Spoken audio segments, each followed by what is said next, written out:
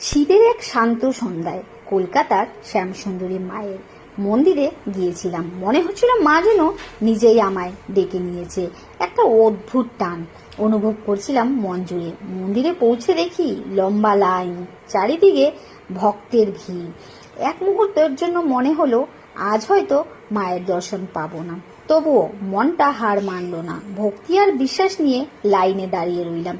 ধীরে ধীরে সময় কাটতে লাগলো, লাইনে একটু একটু করে এগোতে শুরু হলো। অপেক্ষার প্রতিটা মুহূর্ত আরো গভীর হয়ে উঠল। প্রবেশের সামনেই পৌঁছে প্রথমে রাধাকৃষ্ণের প্রণাম করে নিয়ে তারপর অবশেষে মায়ের মন্দিরে প্রবেশ করলাম। সেই মুহূর্তটা ভাষায় প্রকাশ করতে পারছি না।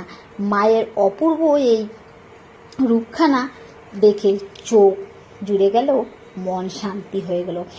ভক্তি ভরে তারপর অঞ্জলি দিয়ে মনে মনে সব কথা বললাম মাকে। তারপর মায়ের প্রসাদ পেলাম, মায়ের প্রিয় জিনিস চালকলা আর ভোগের খিচুড়ির সঙ্গে রয়েছে পাঁচমিশালি তরকারি। মনে হলো মা যেন নিজের হাতে আশীর্বাদ করে দিচ্ছে। শেষে মায়ের আশীর্বাদের হিসাবে নিয়ে পেলাম আলতা আর ফুল। সেই ছোট্ট ফুল যেন আমার কাছে অমূল্য হয়ে গেল। মাগো, তোমার এই কৃপায়, এই টান, এই শান্তি যেন সারা জীবন আমার সঙ্গে থাকে। তোমার চরণে কোটি কোটি প্রণাম জানিয়ে মায়ের দর্শন করে বাড়ির দিকে রওনা হলাম।